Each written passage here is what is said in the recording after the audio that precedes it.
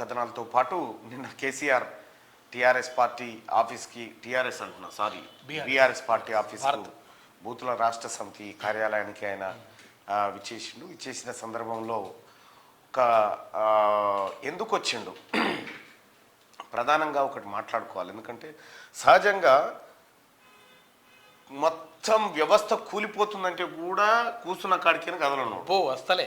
ఎందుకు వచ్చిండు నిన్న టీఆర్ఎస్ భవన్కు అంటే ఒకే ఒక్క కారణం, టీఆర్ఎస్ పార్టీ నుంచి దాదాపు ఒక 17 నుంచి 18 మంది ఎమ్మెల్యేలు వెళ్ళిపోతా ఉన్నారు.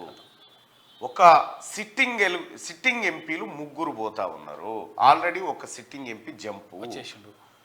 ఇక టీఆర్ఎస్ పార్టీ ఖాళీ అవుతుంది కాబట్టి ఎట్టి పరిస్థితిలో దాన్ని రక్షించుకోవాలి, ఎట్టి పరిస్థితుల్లో దాన్ని కాపాడుకోవాలని ఆడికొచ్చి ఒక డైలాగ్ పెట్టిండు. ఏందది? నన్ను టచ్ చేయలేవు రేవంత్ రెడ్డి గారు అని చెప్పాను. నేను ఆల్రెడీ టచ్ చేసిండ్రు, నీకు చేయలేదు అనిపిస్తుంది కానీ చేసిండ్రు. అయిపోయింది, నీ పని టచ్ అయిపోయింది, నువ్వు అస్సి అయినావు, అయిపోయింది, టచ్ అయిపోయింది.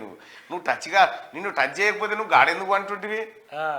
ఆల్రెడీ నువ్వు ఏది దొరికిపోయినావు, అలా తోతిరి చేస్తున్నాను, టచ్ చేయలేదు, నన్ను ఇంకేం చేయమంటావు? గీత కంటే ఎక్కువ పోయి పన్నావు కదా ఫామ్ హౌస్లో.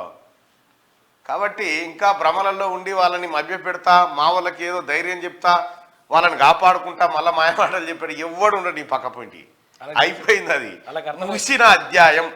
టీఆర్ఎస్ పార్టీ పోయి బీఆర్ఎస్ అయిన తర్వాత సగం బీకింది. ఇప్పుడు బీఆర్ఎస్ అయిన తర్వాత మొత్తం ఏపీ శాఖ బంద్, మహారాష్ట్ర బంద్, ఒడిశా దుకాణం క్లోజు, ఎక్కడ బంద్ అయిపోయినాయి.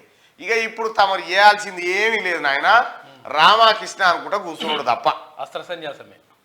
అస్త్ర సన్యాసం అయిపోయింది నీది. టచ్ చేయలేవు, ఆల్రెడీ టచ్ చేసిండు కదా, ఇంకా చేసేది ఏముంది? నీ ప్రగతి భవన్ గోడల్ని బుల్డోజర్లు పెట్టి కూలగొట్టిందంటే దాన్ని అర్థమైంది టచ్ అన్నట్టే. అది నీకు టచ్ లెక్క స్పర్శ దాక్తలేనట్టుంది.